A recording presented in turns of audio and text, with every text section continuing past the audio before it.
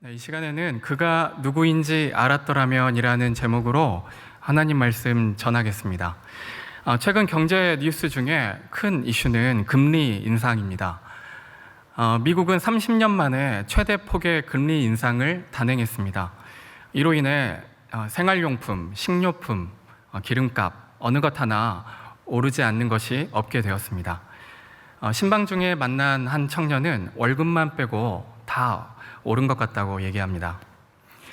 경제 전문가들은 나라와 기업, 국민 모두가 이 허리띠를 졸라매야 망하지 않는다고 말합니다. 팬데믹 이후 세상은 행복하기가 참 어려워진 것 같습니다. 여러분, 인간은 누구나 본질적으로 행복하기 원합니다. 잘 먹고 잘 사는 것, 이것은 인간의 기본 욕구입니다. 신기하게도 인간은 행복을 빼앗겼을 때 다시 행복한 쪽으로 돌아오려는 그런 힘이 있습니다. 건강하고 행복했던 모습으로 이렇게 돌아오고자 하는 그런 힘을 이 심리학에서는 회복 탄력성이라고 말합니다. 신앙의 영역에서도 마찬가지입니다. 그리스도인은 영적 거룩이 무너져 내렸을 때 다시 원래대로 돌아가고자 하는 힘이 있습니다. 이번 특세 기간에 전출을 작정한 이들이 그렇습니다. 영적 허기짐과 목마름을 채우고자 굳은 결심과 의지를 가지고 적극적으로 주님께 나오는 것이죠. 사실 우리는 이 모든 것이 하나님의 주권 안에 있다는 것을 알고 있습니다. 그러나 여러분, 영적 목마름을 채우려는 의지마저 꺾여져 버린 그런 사람들이 있습니다. 스스로 일어설 힘이 바닥난 자들입니다. 오늘 본문에 나오는 수가성 여인의 상황이 딱 그러했습니다. 환경적으로 정말 비참했습니다. 본문을 통해 확인할 수 있는 것은 여러 번 남편과의 사별을 겪었던 사람이었고 인생의 실패를 경험한 사람이었다는 것입니다. 그녀는 생계를 위한 이 목마름에는 급급했습니다. 그러나 영적 목마름에 대한 의지는 바닥난 채로 살아간 지 꽤나 오래된 것 같습니다. 본문 4장 내용의 핵심은 예수님이 그런 여인을 먼저 찾아가서 손 내밀어 주셨다는 것입니다. 예수님의 찾아오심은 수가성 여인에게는 놀라운 회심의 사건이 되었습니다. 여러분, 이 시간에는 예수님이 이 여인을 찾아온 배경과 그 과정을 좀 더 면밀히 살펴보고자 합니다. 본문의 흐름에 따라 이 요한 사도의 시선을 쫓아가다 보면 그리스도인의 삶의 태도가 어떠해야 하는지 알 수 있을 것입니다. 요한복음 4장 3절 말씀입니다. 이 말씀을 제가 읽겠습니다. 유대를 떠나사 다시 갈릴리로 가실새. 요한 기자는 크게 두 장소를 기점으로 예수님의 사역을 서술해 가고 있습니다. 유대 땅은 지도로 보면 이 남쪽 부근이고요, 이 예루살렘 성이 있는 곳입니다. 예수님은 유대를 떠나 이 북쪽으로, 이 북쪽 지역인 갈릴리로 향하시려는 그런 과정 속에 있습니다. 여러분, 유대는 이 기득권자들이 모여 있는 곳입니다. 이 종교 지도자들이 이곳에 주로 활동하고 있습니다. 반대로 갈릴리는 가난하고 소외된 자들이 모여 있는 곳입니다. 요한 기자는 이 예수님의 사역 반경이 어떠한지를 잘 보여주고 있습니다. 양 극단에 있는 이 자들을 전부 포함하는 그런 사역의 반경을 보여주고 계십니다. 기득권자들과 이 소외된 자, 이 부한 자들과 가난한 자, 또 이 유명한 자들과 무명한 자, 이 남녀노소 어떤 제한도 없이 복음을 그렇게 전하고 있습니다. 그런데 이상한 구절이 눈에 들어옵니다. 이 4절, 5절 말씀인데요. 이 4절, 5절 말씀을 제가 읽겠습니다. 사마리아를 통과여야 하겠는지라. 사마리아에 있는 수가라 하는 동네에 이르시니. 여러분, 이 모든 유대인들에게 이 사마리아는 이 심리적 경계선을 넘어서는 지역이었습니다. 예수님의 제자들에게도 이 사역적 마지노선을 넘어서는 장소였습니다. 왜냐하면 제자들도 유대인이었기 때문입니다. 유대 남자였던 이 예수님의 행보 또한 제자들에게는 파격적인 행동이었습니다. 유대에서 사마리아까지 가는 길은 두 가지 방법이 있습니다. 사마리아 땅을 통과해서 가는 길이 있고요, 우회해서 가는 길이 있습니다. 통상 유대인들은 우회해서 가는 길을 선택했습니다. 그런데 예수님은 사마리아를 반드시 통과해야 된다고 말씀하시는 거죠. 유대인들은 사마리아인들을 경계하고 또 분류했습니다. 이방 종족들과 혈통적으로 뒤섞여 있는 그런 우상 숭배자여 종교 혼합주의자로 그렇게 분류했습니다. 심지어 사마리아인들은 모세 오경의 원본을 자기가 가지고 있다고 말하고 그렇게 말하고 다녔으니까 유대인들과 결코 사이가 좋을 수가 없었습니다. 그래서 유대인들은 경계선을 긋고 그들을 경멸했습니다. 유대인들의 이러한 선민 의식은 이 사마리아인과 이 이방인을 심리적으로 어떻게 보면 개나 이 돼지 같은 부정한 것으로 치부하며 그렇게 여겼습니다. 이 말씀을 준비하면서 이스라엘 현지에서 선교사님으로 이렇게 사역하시는 목사님의 짧은 에피소드가 생각났습니다. 지금으로부터 한 10여 년 전에 선교사님이 아마 정통 유대인이었던 것 같습니다. 유대인이 운영하는 상점에 가서 물건을 사고 이제 계산을 하려는데 이제 돈을 냈는데 유대인이 힐끗힐끗 이렇게 쳐다보더니 이방인이라는 사실을 인지하고 그 돈을 정중히 주는 게 아니라 돈을 이렇게 던지면서 패대기 치면서 주는 모습을 겪었다고 합니다. 선교사님은 몹시 불쾌했을 겁니다.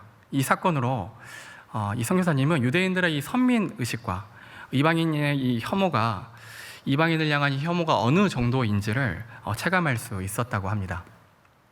여러분, 이 시간 함께 돌아보기 원하는 것은 우리 안에도 이 유대인과 같이 삶의 이 두터워진 경계선이 있지 않은지 한번 돌아보아야 합니다. 가끔 내 안에서 또는 내 주변에서 이런 소리가 혹시 들리지 않습니까? 나는 다른 선교는 다 갈 수 있지만 이 지역만큼은 절대로 갈 수 없다. 나는 이 사람과는 절대로 선교를 같이 갈 수 없다. 이 사람만큼은 우리 교회에, 우리 팀에 들어와서는 절대로 안 된다. 여러분, 우리의 삶에 나도 모르게 찾아온 이러한 선긋기, 이 선긋는 마음을 우리는 조심해야 합니다. 그리스도인으로 산다는 것은 이처럼 심리적 경계선과 이 사역적 경계선을 긋고 안 된다고 이렇게 단정짓는 것이 아닙니다. 경계 넘어 일하시는 이 하나님을 의지해야 하는 것입니다. 여러분, 한번 생각해 보십시오. 만약 하나님께서 심리적 이런 사역적 경계선을 긋고 예수님이 이런 심리적 사역적 경계선을 가지고 우리에게 먼저 손 내밀지 않았다면 여기에서 구원받을 수 있는 사람은 단 한 사람도 없을 것입니다. 우리가 잘 아는 이 사도행전 1장 8절 말씀인데요, 이 말씀 함께 읽겠습니다. 시작. 오직 성령이 너희에게 임하시면 너희가 권능을 받고 예루살렘과 온 유대와 사마리아와 땅끝까지 이르러 내 증인이 되리라 하시니라. 아멘. 여러분, 이 말씀은 예수님의 지상 명령입니다. 여기에 사마리아 지역이 굳이 언급되는 이유가 있는 것이죠. 자기 마음의 경계, 이 사역의 바운더리를 뛰어넘어 복음을 전하라는 그런 도전이기 때문입니다. 특별히 바라기는 이번 여름 선교가 이 나 자신의 심리적 경계선, 이 사역적 경계선을 뛰어넘는 그런 선교가 되기를 축복합니다. 헌신의 때는 내가 정하는 것이 아니죠. 하나님이 써주셔야 가능합니다. 여러분, 내가 할 수 있을 때라는 그러한 경계선을 넘어서는 것이 순종입니다. 우리 모두가 하나님께서 정해주신 때에 순종의 걸음으로 나아갈 수 있기를 축복합니다. 이어서 오늘의 말씀의 주제가 담겨있는 본문입니다. 10절 말씀, 이 10절 말씀을 함께 읽겠습니다. 시작. 예수께서 대답하여 이르시되 내가 만일 하나님의 선물과 또 내게 물 좀 달라 하는 이가 누구인 줄 알았더라면 내가 그에게 구하였을 것이요 그가 생수를 내게 주었으리라. 아멘. 오늘 말씀의 주제가 그가 누구인지 알았더라면, 예수님이 누구인지 알았더라면입니다. 이 10절의 말씀은 저에게 그리고 여기 계신 여러분에게 질문하고 있습니다. 여러분, 예수님이 누구인지 정말 예수님이 누구인지 알고 계십니까? 예수님이 누구인지 알았더라면 우리는 영원히 목마르지 않는 생수를 받았을 것입니다. 그런데 여전히 목마르다면, 여전히 갈증이 나고 여전히 힘들다면 예수님으로 채우려고 하는 게 맞는 건지, 아니면 다른 어떤 것을 기대하고 있는지 한번 돌아보셔야 합니다. 반대로 아무런 영적 목마름조차 느껴지지 않는다면, 영적 목마름에 대한 의지마저 바닥난 상황이라면 우리는 반드시 기억해야 할 것이 있습니다. 오늘 수가성 여인을 예수님이 찾아오신 것처럼 예수님은 이미 영적으로 바닥난 우리에게 찾아와 손 내밀고 계신다는 것입니다. 오늘 본문에 등장하지 않지만 예수님을 알고 있는데 여전히 목마른 자가 요한복음 초반에 등장합니다. 요한복음 3장, 이 3장에 등장하는 니고데모인데요. 그는 유대인의 지도자입니다. 그리고 사내들인 공회 회원입니다. 바리새인 중에 바리새인이죠. 그는 예수님을 알고 있었습니다. 그러나 여전히 목마름이 있었습니다. 그래서 밤중에 예수님을 찾아가죠. 그리고 그는 이렇게 말합니다. 지금까지 당신이 행한 이 모든 표적은 하나님이 보낸 자가 아니면 결코 할 수 없는 일입니다. 이렇게 말씀합니다. 이렇게 니고데모가 이야기합니다. 사실 이것은 그가 예수님이 누구인지 아는 척하는 겁니다. 그러나 니고데모는 진정으로 예수님이 누구인지 알지 못했습니다. 그가 하나님의 아들이심을, 그가 메시아이심을 그렇게 즉각 깨닫고 감격하지 못했습니다. 예수님과 대화를 오가는 중에도 계속 동문서답하기 일쑤였습니다. 그는 성경에 대해서 잘 알고 있다고 생각했던 그 모든 것들이 오히려 예수님을 알아가는데 장애가 되었습니다. 예수님은 그런 니고데모에게 민망할 정도로 단호하게 말씀하십니다. 사람이 거듭나지 않으면, 니고데모 네가 거듭나지 않으면 하나님 나라를 볼 수 없다. 하나님 나라를 결코 볼 수 없다고 딱 잘라서 말씀하십니다. 여러분, 예수님은 왜 그렇게 말씀하셨을까요? 왜냐하면 니고데모 마음속 안에는 자기를 스스로 의롭게 여기는 마음이 있었기 때문입니다. 하나님은 자기의 공로의식에 사로잡힌 사람들을 얼마나 책망하셨는지 여러분도 잘 알고 계실 겁니다. 이 독사의 자식이라고 욕하시며 책망하셨습니다. 이 종교 지도자들과 바리새인들은 주변 사람들보다는 자신이 썩 괜찮은 사람이라고 생각했던 것이죠. 이것은 예수님이 보시기에 참으로 비참하고 알량한 의로움입니다. 하나님이 보시기에는 이 종교 지도자들의 의로움이나 세리나 창기나, 그리고 오늘 등장하는 사마리아 여인의 의로움이나 모두 도토리 키재기일 뿐입니다. 그 어떤 행위로도 거룩하신 하나님의 존전 앞에 나아갈 수 있는 자는 없습니다. 모두가 다 어두운 뿐이고 죄인일 뿐입니다. 니고데모가 예수님을 제대로 알기 위해서는 무엇보다 자기의 의로움을 내려놓아야 했습니다. 자신이 얼마나 처절한 죄인인지 깨달을 때라야 이 영원히 목마르지 않는 생수를 발견할 수 있습니다. 그렇다면 영적 목마름조차 느끼지 못하는 이들, 영적으로 바닥난 이들이 반드시 기억해야 할 것은 무엇입니까? 예수님은 낭망하여 일어설 힘조차 없는 이들의 필요를 아시고 먼저 찾아와 주시는 분이라는 사실을 기억해야 합니다. 요한 기자는 이 독생하신 예수님이 이 사마리아 여인을 위해 얼마나 힘들게 이 목마름을 참으시면서 애타게 찾아오셨는지를 요한 기자가 이 6시에 이 정오의 때라고 말씀하시는 것에서 우리는 힌트를 얻을 수 있습니다. 이 정오까지 도착하려면 유대 지역, 이 남쪽에서 사마리아 수가라는 지역까지 한 20km 정도 되는데요. 최소 6시간 정도 쉬지 않고 걸어야 되는 것입니다. 아침 새벽 6시에 출발해도 12시에 정오에 6시간 후에라야 도착할 수 있는 거리입니다. 예수님이 겪으신 이 피로감, 예수님이 겪으신 이 목마름은 한 영혼을 구원하기 위한 목마름이었고요, 한 영혼을 사랑하기 위한 피곤함이었습니다. 인적이 없는 시간에 오로지 사마리아 여인만이 찾아오는 그 시간에 예수님이 먼저 찾아와서 앉아 계셨다는 것입니다. 그런 여인에게 예수님이 가장 먼저 전하고 싶었던 그 마음이 무엇이었을까요? 너 왜 그렇게 살고 있냐? 헛되게 살아왔다고. 너 왜 그렇게 헛되게 살아왔냐?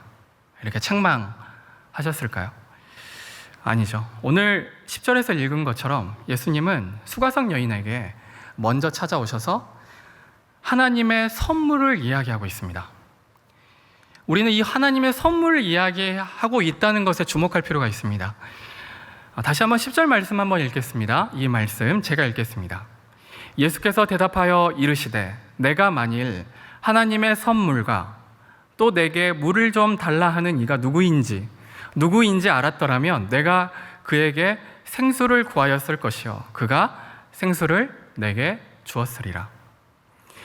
여러분, 자신을 의롭게 여기는 자들은 니고데모 같은 경우에는 거듭남을 강조하시며 너 같은 사람은 결단코 천국에 들어가지 못할 거라고 책망하셨지만 구원의 여망마저 꺼져버린 것 같은 이들, 비천한 죄인임을 고백할 수밖에 없는 자리에 있는 이들, 자신에게 소망이 없는 자들에게 먼저 찾아가 주셔서 가장 귀한 선물을 내어주시는 분이 바로 우리 예수님이라는 것입니다.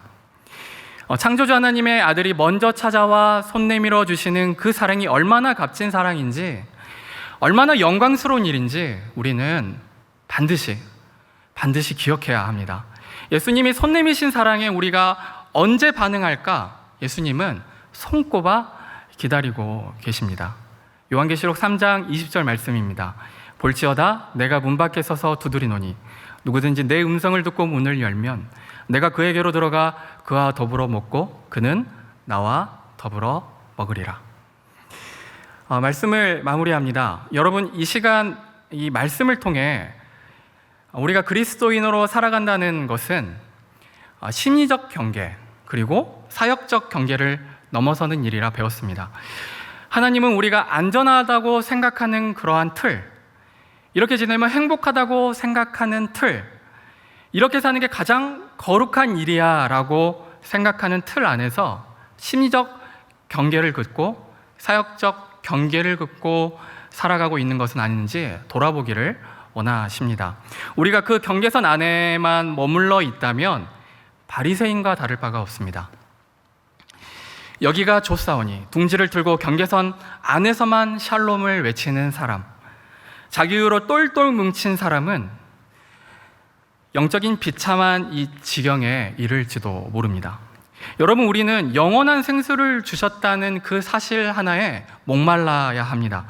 이 사실을 믿고 살아내는 과정에서 우리는 늘 영적으로 목이 말라야 하고 간절해야 합니다. 내가 예수님을 잘 안다고, 하나님을 잘 안다고 그렇게 말하면서 여전히 예수님을 찾지 않는다면, 영원한 것을 사모하지 않는다면 니고데모처럼 책망받을지도 모릅니다. 네가 거듭나지 않으면, 너는 아직 거듭나지 않았다. 네가 거듭나지 않으면 결단코 하나님 나라를 볼 수 없으리라. 여러분, 우리의 구원의 여정 속에서 선줄로 생각하거든 넘어질까 조심하라 했습니다.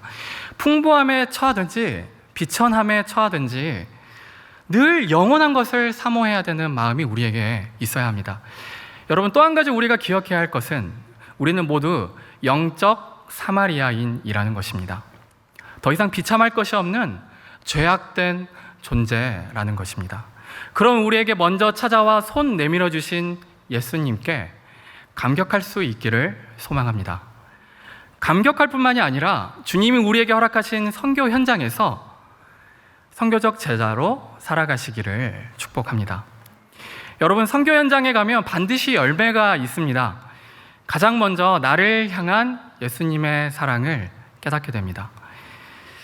선교 현장에서 만나는 차갑고 뾰족한 사람들, 복음을 완강히 거부하는 사람들을 보면서 그들처럼 행동했던 나 자신을 발견할 수 있는 거죠. 알량한 자존심과 의로움으로 하나님의 사랑을 거부하고 자단했던 내 모습을 발견하게 됩니다. 만약 하나님이 그런 나를 경계선 밖에 몰아내고 구원하기를 거절하셨다면 내 인생이 어떻게 되었을지 생각만 해도 아찔합니다. 또 한 가지 선교 현장에 가면 어떤 열매를 보게 됩니까? 그것은 바로 회심의 열매, 회심의 기쁨을 보게 됩니다. 벌써 10여 년 전 일입니다. 제가 삼일교회 청년 간사로 섬길 때 아마 목포 선교 때 있었던 일인 것 같습니다. 서너 시간 동안 가가호 축호 전도를 마치고 이제 해질녘이 되어서 떠나려고 이제 본부교회로 돌아가려고 하는 중에 있었습니다. 이제 마을 어귀를 지나 이제 영계교회로 가고 있는 그러한 길목에 저 멀리 한 200-300m 정도 떨어진 곳이었던 것 같아요. 거기에 유모차에 겨우 몸을 지탱하면서 걸어가시는 할머니 한 분이 계셨습니다. 저는 사역이 끝났습니다. 이제 저희의 경계인 거죠. 여기 사역은 여기까지다. 그런데 앞에 있던 이제 청년 둘이 저기 할머니 보인다고 끝까지 뛰어갔습니다. 200-300m 정도 거리인데 열심히 뛰어가서 이제 복음을 전했어요. 저는 이제 그 복음을 전하는 장면을 저 멀리서 보고 있었습니다. 그들이 이제 복음을 다 전하고 이 사역 일을 전하고 돌아오는 것처럼 보였습니다. 그런데 이제 돌아오는데 거기서 돌아오는데 한 자매의 눈에 눈망울에 눈물이 계속 글썽글썽 거리는 거예요. 그래서 질문했어요. 왜 눈물 흘리냐고, 혹시 할머니가 화냈냐고, 막 야단쳤냐고. 이제 그게 아니었어요.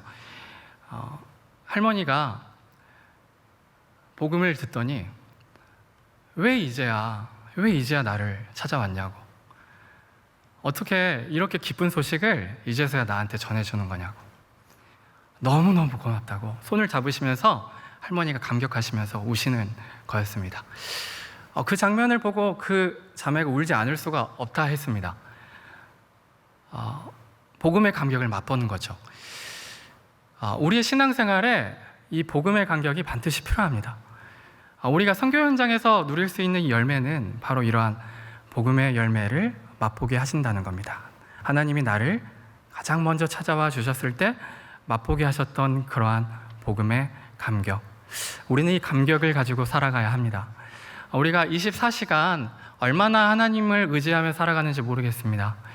내가 하나님을 얼마나 의지하고 있는지, 하나님의 영광의 빛을 맛보았기에 세상과 타협하면서도 하나님의 영광스러움을 늘 고대하죠. 24시간 중에 24시간도 하나님을 바라보지 못할 나 자신의 처절함을 보면서 낭망할 때가 얼마나 많습니까? 그럼에도 불구하고 그 하나님의 영광스러운 빛을 우리가 발견했기에 우리가 여전히 이 길을 뚜벅뚜벅 걸어갈 수 있는 것입니다. 이 시간 함께 말씀을 마쳤으면 좋겠습니다. 여러분, 그리스도인으로 살아갈 때 우리가 반드시 회복해야 될 것은 바로 복음의 감격입니다. 복음의 감격을 회복할 수 있는 가장 소중한 자리가 바로 삼일교회 국내 선교, 해외 선교의 현장입니다. 여러분, 만약 영적으로 광야 같은 시간을 보내고 계신다면 기대함으로 선교에 동참하시기 바랍니다. 잃어버렸던 복음의 감격이 되살아나는 시간이 되리라 확신합니다. 이 시간 다 같이 말씀을 생각하시면서 예배하는 자가 되어 찬양하시겠습니다.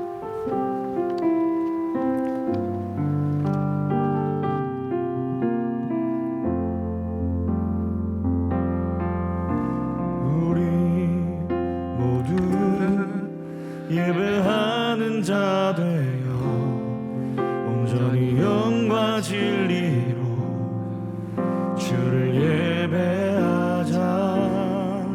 주가 우리와 함께 영원히 함께 하시고 마르지 않는 샘물로 우릴 채우시리라.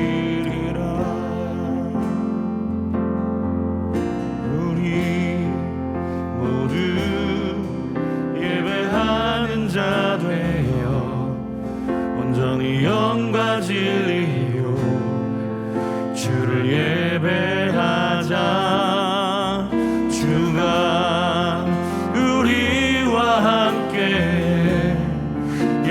영원히 함께 하시고 마르지 않는 샘물로 우릴 채우시리라. 이 시간 다 같이 하나님께 기도했으면 좋겠습니다. 하나님, 우리에게는 선한 것이 없습니다. 우리에게는 어떠한 의로움도 어떠한 공로로도 구원을 얻을 수 없는 처절한 죄인일 뿐입니다. 하나님, 누구와 비교하면서 나의 존재의 의로움을 드러내려고 했다면 불쌍히 여겨주십시오. 하나님, 우리가 예배할 수 있는 것은 전적인 예수 그리스도의 사랑 덕분입니다. 우리를 향해 먼저 손 내밀어 주신 그 사랑 덕분입니다. 하나님, 그 사랑으로 오늘 이 자리에 섰습니다. 그 사랑, 예수님이 우리에게 먼저 손 내미신 그 사랑이 나에게만 머물러 있지 않기 원합니다. 흘러넘치는 하나님의 그 사랑이 세상을 향해 손 내밀 수 있는 힘이 되길 원하고, 이웃을 향해 선교 현장에서, 직장에서, 가정에서 먼저 손 내밀 수 있는 사랑의 사도가, 사랑의 그리스도인이 되기를 소망합니다. 그렇게 나아갈 수 있는 힘을 우리에게 부어달라고 간절히 하나님 앞에 나아갔으면 좋겠습니다. 기도합니다. 하나님, 감사합니다. 주님, 이 시간에 우리 가운데 일하여 주시니 감사합니다. 하나님.